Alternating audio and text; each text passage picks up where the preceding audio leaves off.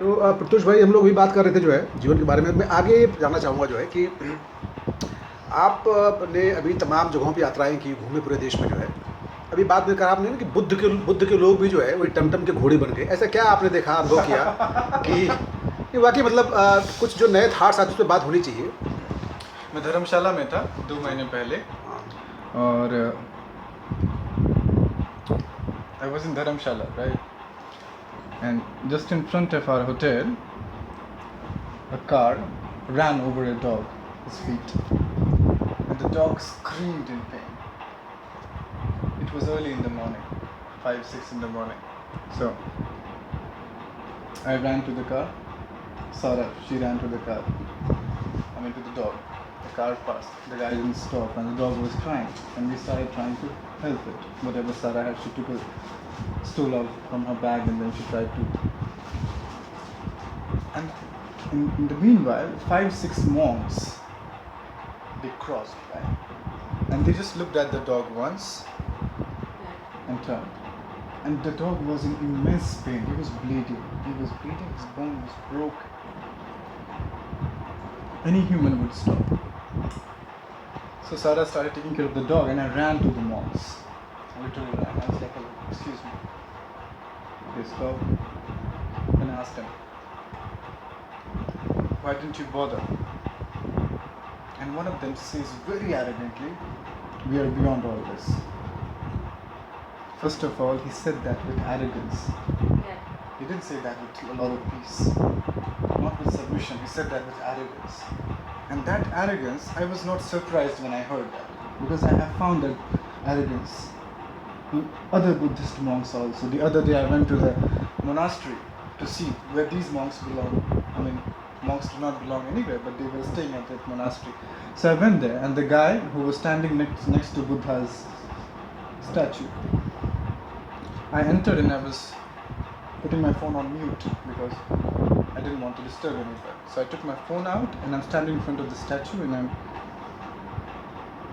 lowering the volume. And suddenly he screamed at me, "Hey, stop clicking pictures!" And he ran to me, "Stop clicking pictures!" And he was very aggressive.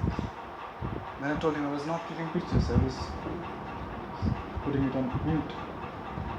And then he didn't agree with me. He was not even ready to listen to me. He kept screaming at me, "Get up, get up." I said, and walked out.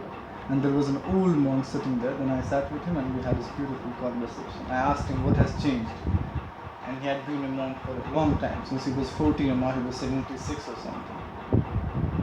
He said they don't feel much anymore. ये जो पूरा आपको अनुभव लगा जो है कि भाई जिस तरह से बुद्ध के लोगों ने अपने को एक बांध लिया है दायरे में जो है कि भाई कोई मर रहा हो, टांग टूट रही हो, हमें मतलब नहीं है। नहीं, आप नहीं, सारे लोग नहीं, बहुत खूबसूरत लोग भी हैं, बहुत खूबसूरत। बुद्धिज़्म में जितने खूबसूरत लोग हैं, क्योंकि बुद्धिज़्म आपको प्रेरित करता है, कहता है कि अध्यात्म के जन्म पे शांति का रास्ता है, बहुत सारी चीज़ें। बुद्धिज़्म में बहुत खूबसूरत लोग हैं, जैसे इस्लाम में, जैसे हिंदुत्व में। धर्म का इंसान से कुछ लेना देना नहीं है, या सब कुछ लेना देना है। धर्म आपकी बहुत, अगर आपको अच्छा इंसान बनना है तो आप हिंदू टेक्स्ट उठा लीजिए, वो आपको सपोर्ट करेंगे अच्छा इंसान। आपको बुरा इंसान बनना है, वही सेम टेक्स्ट आपको दूसरे तरीके से सपोर्ट कर सकता है, जो इस्लाम के साथ हो रहा है या बुद्धिज़्म के साथ। पर दिक्कत ये है कि बुद्धिज़्म के साथ we have been extra nice for a long time. हमेशा हम सोचते भी नहीं कभी कभी कि कभी बुद्धिज़्म भी चीज़ें गलत जा सकती हैं। बस हमें समाज का प्रोग्रेसिव तबका होने के चलते we should be aware about, अगर कहीं भी कुछ भी, अगर कहीं भी किसी भी तबके में wherever you see immunity, you should go and talk to them.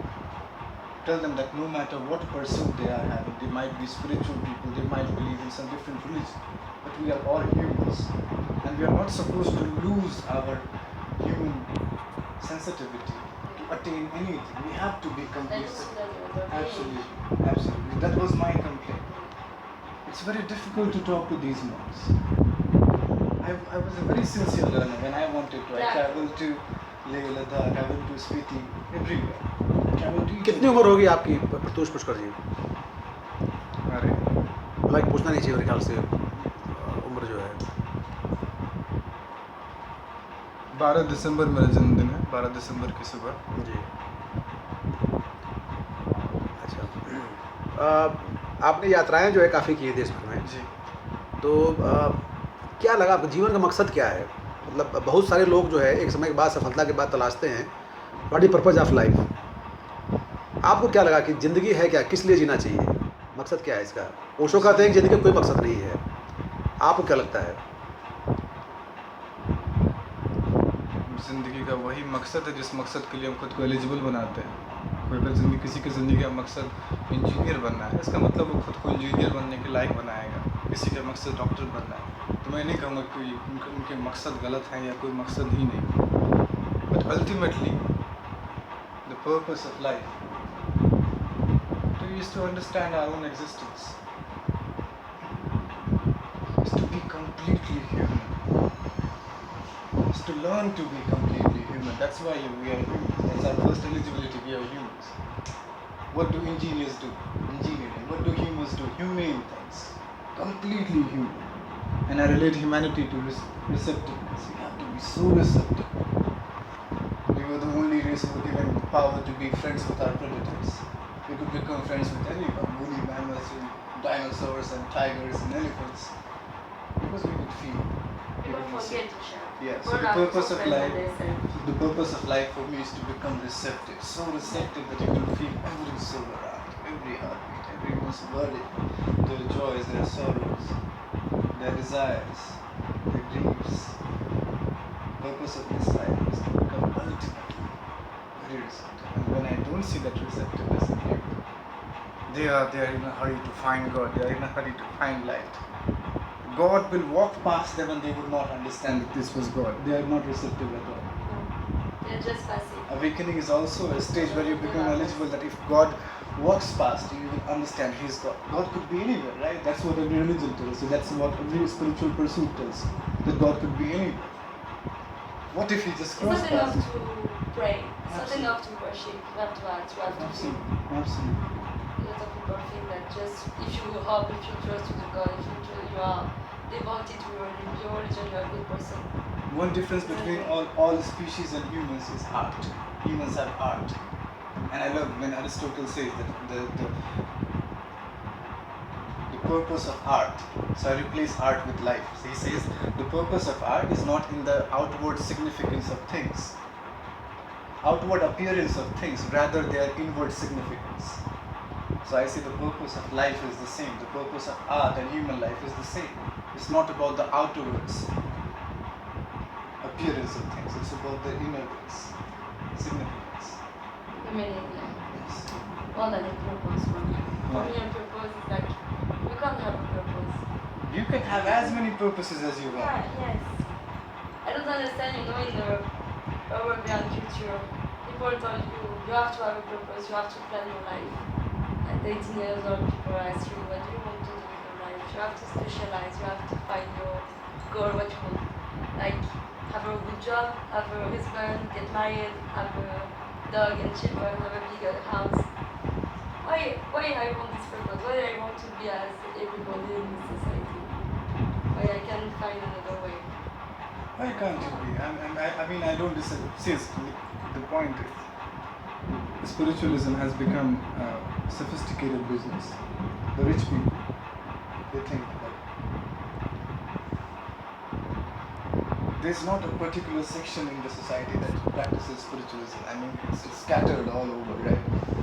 And I believe that we are going through an amazingly spiritually radical phase. People have become spiritually radical. Those people, you were in Rishikesh, those people, I mean, not all of them.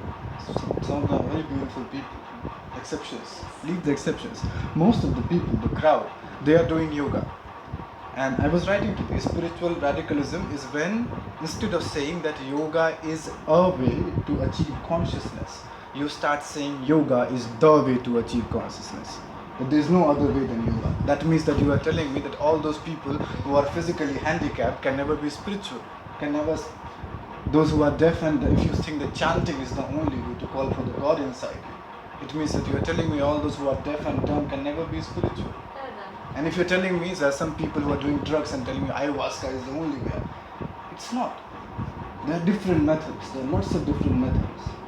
And the moment you become spiritual, one thing you learn, you have to respect every method. You don't have to bother with theirs. It's your personal journey. It's your inward journey.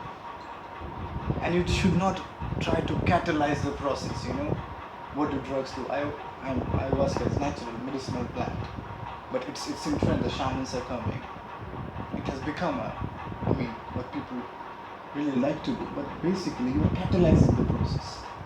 Awakening for me is a process. It's not one state where you close your eyes and light appears and you see everything and the world changes for you. Nothing. When I try to remember my moments of awakening, I have so many moments when I've felt something satisfied. So I don't believe awakening is a moment, it's a process. When every day you become more receptive. And one day you start understanding your Sufis, the ones who saw God and beloved in one body. They were not spiritual, they were so spiritual. So you start your journey with feeling the people around you, your beloved, your brother, your mother, your father. You understand them, you receive them. And then when you learn to receive them, you walk out and receive the whole colony. Then the whole world, all the elephants, dogs, everything. It's combined. Yes, for me that's awakening. Every day becoming more receptive towards arts, towards people, their stories. And getting unintentional as you were born. You were born with no intentions. You had no intentions. So they keep saying you have to go back to being a child. So I believe that going back to the child means becoming unintentional, where I can sit next to you and you can enjoy this conversation and I have no intentions with you whatsoever. But we receive each other very beautifully, like I received them. So I believe the purpose is in being receptive.